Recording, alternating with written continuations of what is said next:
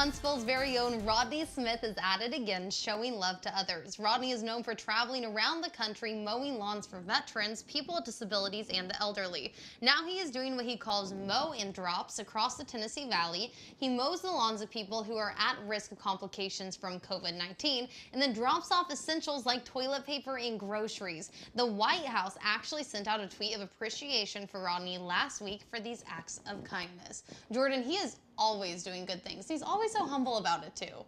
He really is. Like he doesn't want the recognition, and he just kind of keeps on doing it. Yeah, and I think everyone can learn a little bit from him and maybe help out our neighbors. Oh no, I totally agree.